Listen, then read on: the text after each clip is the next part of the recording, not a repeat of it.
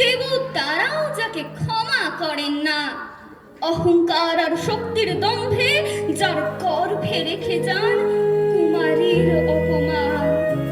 আর চোখের জলে কুন্তি হয়ে